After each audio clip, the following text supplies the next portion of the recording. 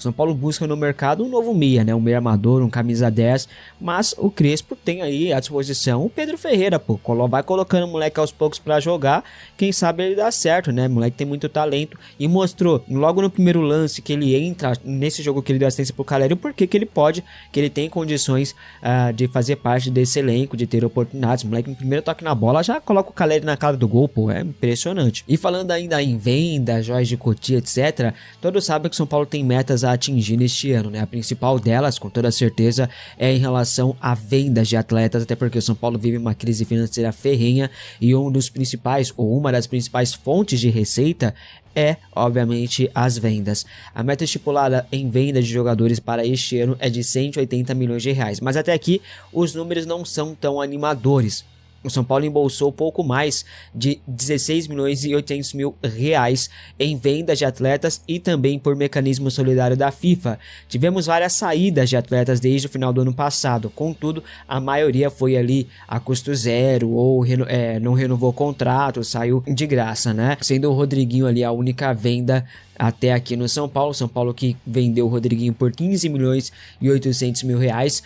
Praticamente todo o valor arrecadado em vendas de atletas foi do Rodriguinho, tá? São Paulo embolsou mais 1 milhão de reais pela ida de Brenner ao Vasco da Gama pelo mecanismo solidário da FIFA e mais 50 mil reais pela ida de Lucão, o zagueiro, aquele mesmo, indo para o futebol chinês. Há outras possibilidades de venda para a próxima janela de transferências, como eu falei para vocês, não só o Pedro Ferreira, mas também tem outros jogadores. O Lucas está sendo observado, o Rian Francisco também, Pablo Maia também é uma grande possibilidade, apesar de estar em baixa. O Bobadilla é um jogador que pode ser vendido e o São Paulo tem Bobadilla, ou tinha, porque na gestão anterior entendia-se que o Bobadilla poderia render uma boa grana. Por quê? Porque o Bobadilla já desperta o interesse de clubes europeus. Ele vai disputar a Copa do Mundo e o São Paulo acredita que a chancela, né, o selo Copa do Mundo vai valorizar ainda mais o Bobadilla, que já está valorizado no mercado. Então talvez a grande venda do São Paulo não seja uma joia de Cotia,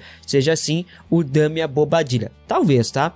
É provável que na próxima janela, a janela de julho, o São Paulo consiga bater ali a meta estipulada fazendo algumas boas vendas, como eu falei, do Bobadilla, do Pablo Maia, quem sabe, né? E de outras joias de Cotia também. Inclusive, falando em venda, 2 clubes da Turquia sinalizaram interesse em Ferreirinha. Não é o Fenerbahçe, tá? Seriam eles o Besiktas e o Trabzonspor, que entrou aí recentemente na disputa. As conversas neste momento, ou até então, são iniciais. Falava-se em valores ali próximos aos 6 milhões de euros pela venda de Ferreirinha, 37 milhões de reais mais ou menos. A diretoria de São Paulo acompanha ali a movimentação com cautela. Até o momento não chegou nenhuma proposta oficial por Ferreirinha. Aliás, a janela de transferências da Turquia já fechou no último dia 6. Até por conta disso, o Fenerbahçe, por exemplo, não fez uma proposta pelo Pedro Ferreira, porque a janela já está fechada, né? E é o mesmo caso do Ferreirinha. Pelo menos por agora, o São Paulo não vai vender o Ferreirinha. O Ferreirinha fica no São Paulo pelo menos até agora.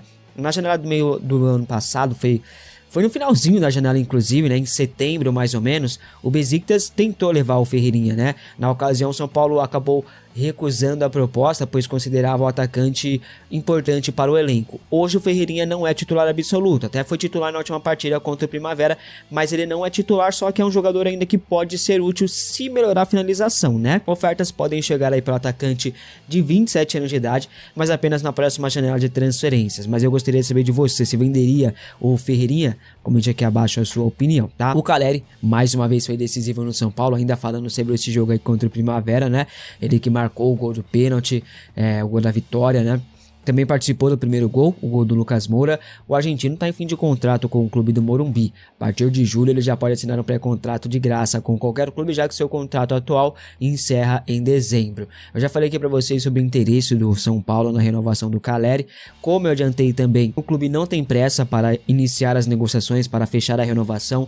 O próprio Caleri, inclusive, rapaziada, fala sobre a possibilidade da renovação. Contudo, ele deixa bem claro que a decisão não está somente em suas mãos e joga para a diretoria, abre aspas. Isso fica com a diretoria, procuro fazer o meu, me coloco à disposição do treinador e faço a maior quantidade de força no São Paulo e que é o que eu mais quero. O que vem no ano que vem, teremos que pensar, fecha aspas. Então ele não crava a permanência no São Paulo, ele deixa em aberto a permanência no São Paulo e joga para a diretoria. Recentemente o Caleri teve seu nome especulado no Boca Juniors e mais recentemente ainda no River Plate. Só que até o momento dessa gravação, né, não chegou nenhuma proposta oficial por ele. Segundo Alexander Vieira, o Caleri tem conversas iniciadas para renovar o contrato com o São Paulo por mais 2 ou 3 anos. Nada definido ainda, como eu falei, nenhuma das partes tem pressa para renovar o contrato. O clube do Morumbi, inclusive, confia que o Caleri não vai aceitar propostas de outros clubes neste momento. Só que sabemos que o Caleri tem o interesse, tem o desejo de voltar ao Boys da Argentina, que é o clube do coração dele, o clube que o revelou para o futebol. Ele tem o desejo de se aposentar no All Boys. A pergunta que fica é, quando é que o Caleri vai querer se aposentar? Porque dependendo disso, nós teremos a saída do Caleri imediata no final do ano ou daqui 2, 3 anos mais ou menos. Então tudo vai depender de qual é o projeto, o plano de carreira do Caleri para esse finalzinho de carreira, na verdade, dele, né, rapaziada? Então vamos a prioridade da diretoria, como eu já falei, é um novo meia. O Gustavo Scarpa foi oferecido ao São Paulo no final do ano passado. O São Paulo até propôs um empréstimo do jogador, mas o Atlético Mineiro, que detém os direitos econômicos, recusou a proposta. E mais recentemente, de acordo com o jornalista advogado do Casares, o São Paulo teria voltado a tentar a contratação de Scarpa. A diretoria tricolor sugeriu até mesmo uma troca de jogadores para avançar no acordo. Contudo, novamente não houve um consenso entre as partes agora em relação aos nomes envolvidos. Segundo o jornalista Alexander Vieira, o São Paulo observa um tal de Alan Guimarães, lá do Moreirense de Portugal. Amanhã eu vou falar mais sobre esse jogador aí e se existe a possibilidade, estamos em maiores apurações. Quanto a Gustavo Scarpa, o São Paulo desistiu da contratação do jogador, beleza? Tá. Conversei com o empresário do Cauli, meio-campista do Bahia, que de fato tem sido seu nome ventilado no São Paulo. Nesta semana foi mais uma vez me reiterado de que ele continua no Bahia, então neste momento não há qualquer movimentação para ele se tornar reforço do São Paulo. Enquanto isso, o São Paulo vai apostar no Pedro Ferreira. Pedro Ferreira tem sido um jogador que tem agradado o Crespo. E aí eu vou trazer um cenário que até eu achei relevante, uma atualização sobre o Pedro Ferreira. O departamento médico, a comissão técnica entendem que o atleta ele está com alto índice de jogos e de desgaste por conta da copinha, né? Para vocês terem noção, ele jogou contra a Portuguesa alguns minutos e no outro dia teve que jogar pela copinha. Então, a copinha joga a cada 48 horas. Então, por isso que o Crespo está segurando ele um pouquinho, só que a expectativa é de cada vez dar mais minutos, mais espaço. Ele que já recebeu sondagens aí do Ajax, do Fenerbahçe, mas é um jogador que de fato ele tem ali um certo apreço por parte da comissão técnica e é um jogador que deve ter minutos aí nos próximos jogos, tá? O São Paulo, bora trazer algumas informações rapidinho no nosso giro de notícias. O São Paulo está invicto a 4 jogos, isso não acontece desde agosto do ano passado, com o próprio técnico Hernan Crespo. Então o São Paulo chega a 4 jogos de invencibilidade e chega nessa marca aí com o treinador. A gente espera que essa cena continue nessa semana com uma vitória sobre o Grêmio e também sobre a Ponte Preta. O Marcos Leonardo, só para trazer, ainda nada, tá? O staff reitera que ele não vem para o São Paulo neste momento. Da parte do São Paulo também não tem absolutamente nada, só reiterando, porque muita gente pergunta. O Cruzeiro encaminhou a venda do meia Cauã Batistella, de 18 anos, ele que foi campeão da Copinha, inclusive em cima do São Paulo. Ele passou pelas categorias de base do Tricolor e com isso o São Paulo tem direito a 1,5% dessa transação. Ele foi vendido ao Metalist 1925 da Ucrânia por 5 milhões de euros, o que dá em torno de 30 milhões de reais. E aí o São Paulo, por conta do mecanismo de solidariedade da FIFA, tem aí garantidos para você cerca de 460 mil reais por conta dessa. São Paulo foca agora as buscas em um camisa 10. O Crespo e o Macis, eles têm se conversado muito, eles têm sido muito aliados nesse quesito. E a gente já contou aquela história de que o Macis conseguiu convencer o Crespo de que não dá para trazer 5 reforços, que é inviável nesse momento, que a prioridade é outras questões, como deixar o elenco com pagamentos em dia e tudo. Mas o Macis chegou e falou, o que você quer? Prioridades. Aí o Crespo, poxa, vou colocar prioridades então, eu quero um 10, um 11 e um 5.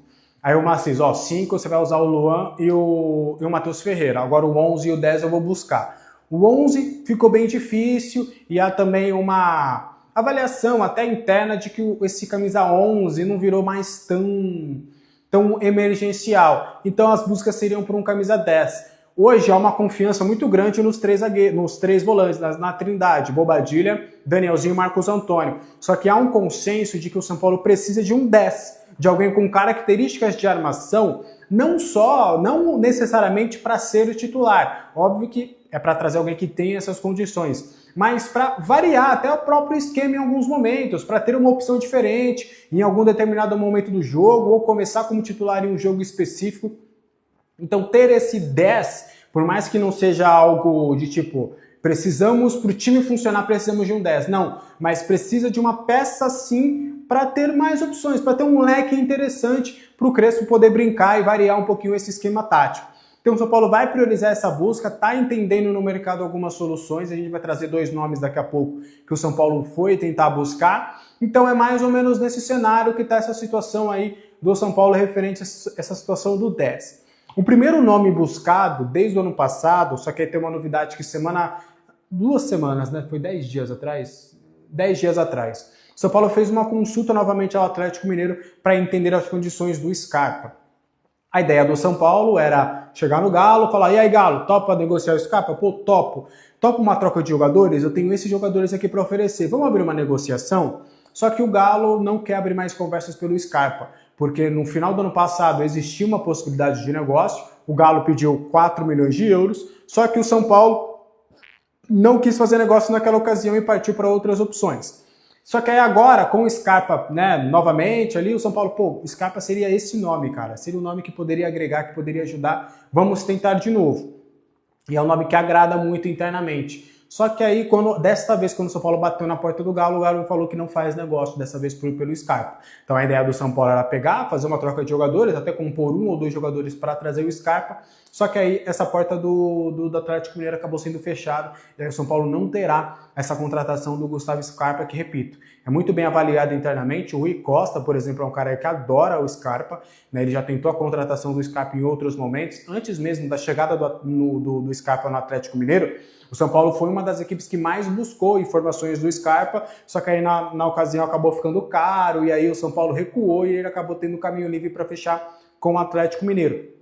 Mas desde aquela ocasião o Scarpa é um nome que vem sendo falado no São Paulo, que é do agrado do Rui Costa, então por conta disso houve novamente esse contato para tentar entender, só que aí acabou não evoluindo. Um nome que a gente vai ficar de olho para ver se daqui a pouco vai começar a evoluir é o do Alanzinho, Alan Guimarães. Ele é um camisa 10, ele inclusive conhece o Marcos Antônio, ele esteve com a seleção sub-17 na época que tinha ali alguns jogadores importantes, ele jogou com o Marcos Antônio, ele jogou com o Rodrigo Nestor, por exemplo, no sub-17. É um jogador que o scout avalia. E aí, recentemente, algumas pessoas do scout receberam o mandato de, vamos buscar mais informações sobre o Alan. E aí o scout fez ali alguma análise, pegou alguns números, pegou algumas ocasiões, e pelo que eu entendi internamente, o Alan é um nome que é muito bem avaliado. Neste momento, há um consenso de que seria difícil trazer o Alan agora, porque ele é titular absoluto do Moreirense, todas as ações ofensivas passam por ele. Ele é aquele Alanzinho, camisa 10, que era muito promissor do Palmeiras. Ele era de uma geração do Palmeiras que era muito promissora. Ele acabou não vingando no Palmeiras, mas sempre foi muito talentoso. E acabou lá em Portugal conseguindo ali uma certa rodagem, uma certa minutagem. Ele tem 25 anos. E aí é um jogador com histórico de seleção de base. É aquele típico jogador que talvez tenha demorado para mostrar de fato o que poderia ter sido. É um caso até parecido com o Marcos Antônio, né? O Marcos Antônio tem a mesma idade com ele, jogou junto com ele com o Nestor no Sub-17 na seleção brasileira.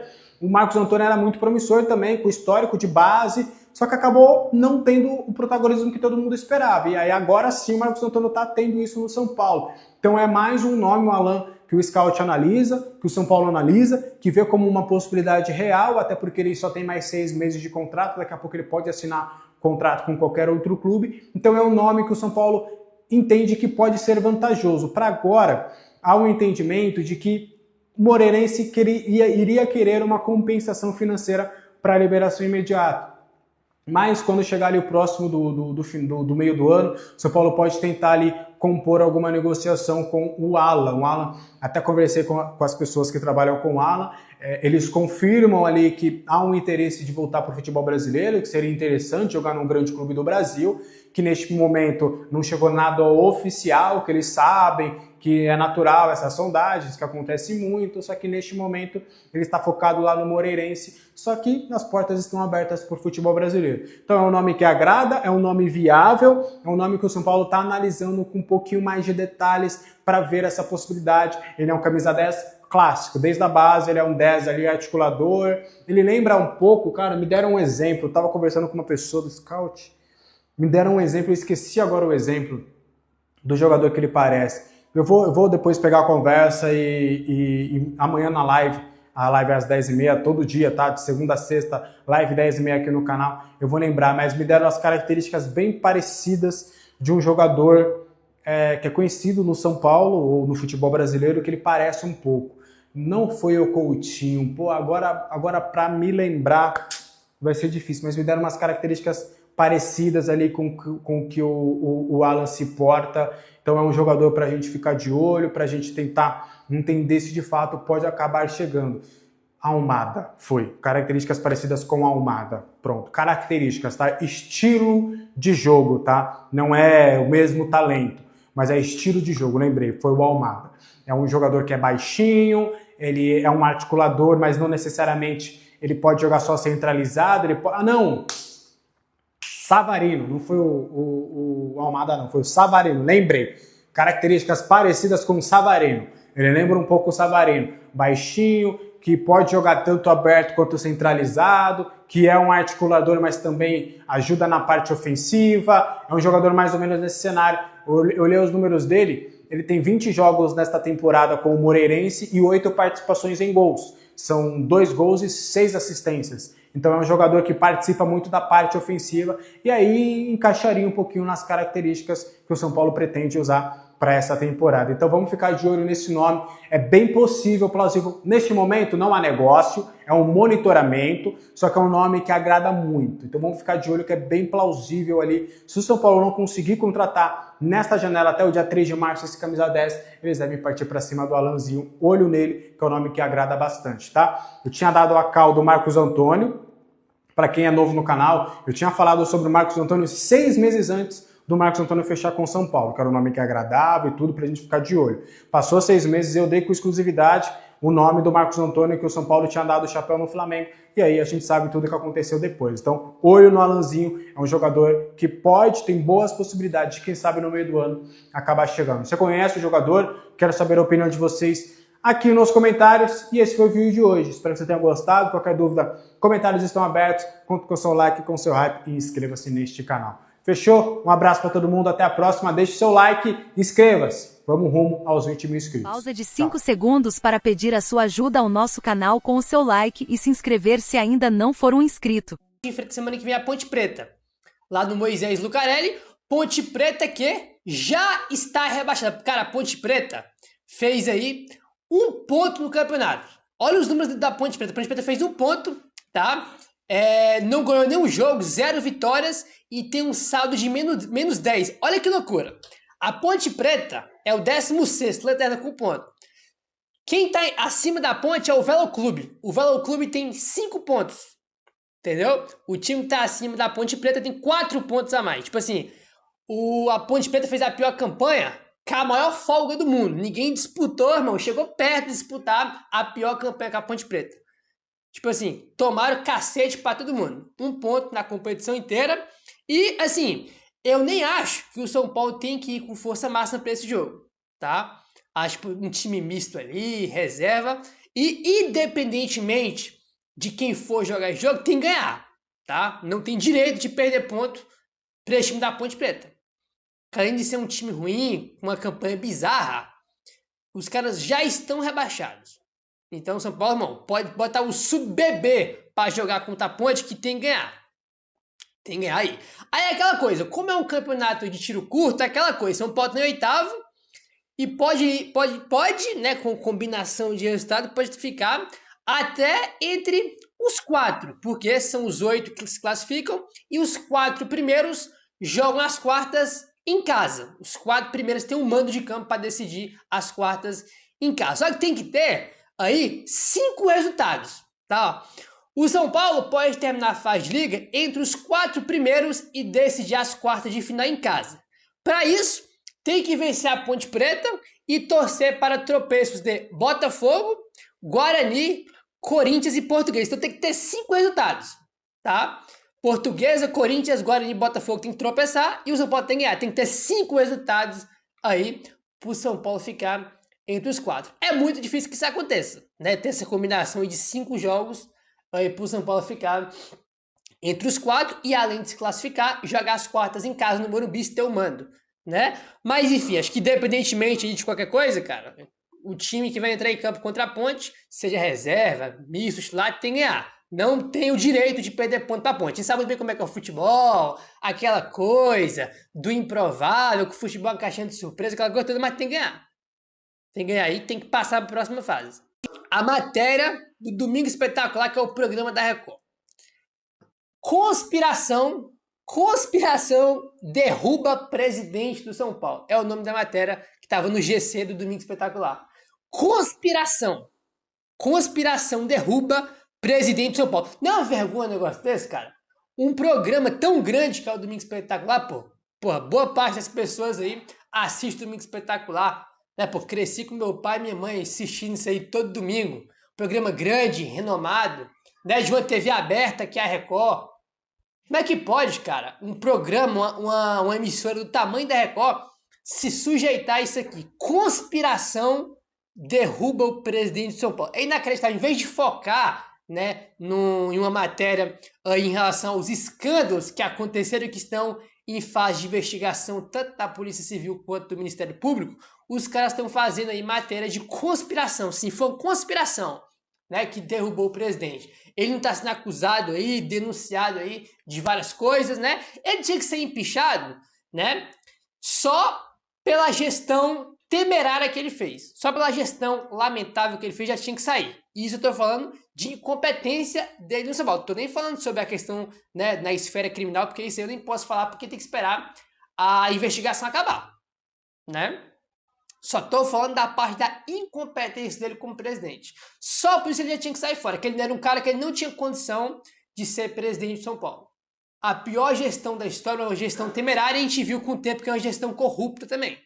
Então não tem nenhuma condição, né? Aí vai a Record com conspiração derruba o presidente. É uma sacanagem muito grande com o torcedor, com quem assiste o programa. Né? Tipo assim, é um negócio vergonhoso, né? Sim, um negócio vergonhoso, uma piada de mau gosto aí, né?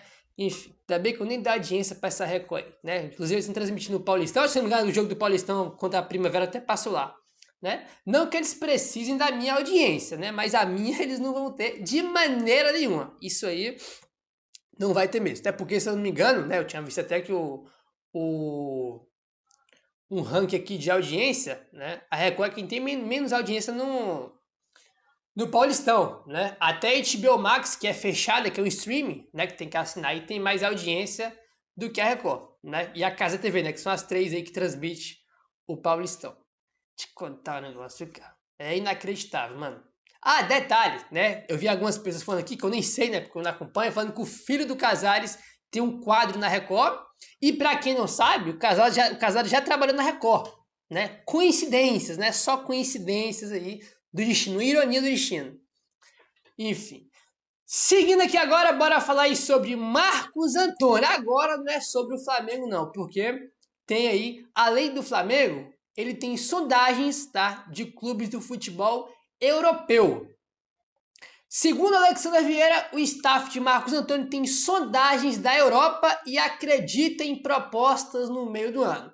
Com isso, o Flamengo tenta a preferência de compra do atleta junto ao São Paulo para não deixar o São Paulo preferir negociar com os europeus. Agora faz sentido o Flamengo querer a preferência, porque assim, tu imagina o seguinte: pô, eu tenho uma proposta aqui do Flamengo e uma proposta da Europa. Pô, vou vender para a Europa, né? Apesar do Flamengo ser um time muito bom, né? E claro que não vai deixar de ser um time bom por causa do Marcos Antônio, pô, melhor vender para a Europa, né? Pô, vou reforçar mais ainda quem já é bom, vou vender para a Europa. Então, com propostas da Europa, sondagem aí, agora sim faz sentido o Flamengo querer a preferência, né? Pô, tem times da Europa, então vou tentar aqui uma preferência, né? Chegando a proposta da Europa, o Flamengo vai lá e cobra a proposta e leva o jogador. Isso aí que é o que seria, né, o benefício do Flamengo em ter a preferência, né? X me ofereceu 15 de euros. O Flamengo, não, eu vou oferecer 15 de euros. Se o Flamengo tem a preferência, se o Flamengo quiser vender, aí no caso teria que vender para o Flamengo, porque eles têm a preferência. Entendeu? Então tá aí, Marcos Antônio tem sondagens e os seus empresários, né, o seu staff, acreditam que pode chegar a proposta aí no meio do ano, né? Então vamos ficar de olho, porque além do Flamengo também tem times da Europa e ele tem mercado em nada. Se eu não me engano, o Marcos Antônio tem 25 anos, né? Ou é 24, muito novo ainda, muito novo. Então, claro que a gente vê cada vez mais jogador indo para a Europa aí. Na verdade, indo eles sempre vão com 18, né? Porque não pode adianta, mas a gente vê cada vez mais jogadores sendo vendidos com 16, com 17, aí quando completa 18 vai embora. O caso do Ângelo, por exemplo, já foi vendido aí desde o ano passado para o Strasbourg, só que não foi ainda porque não completou 18. Completa esse ano, se eu não me engano. Então, claro que o jogador é vendido muito novo, porém o Marcos Antônio é não muito novo, igual 18, 19, igual eu falei, mas tem 25 anos, né? Tipo assim, um jogador jovem, tem muito ainda para jogar, tem muita lenha para queimar, então é natural ter times também do futebol europeu de olho nele. Certo?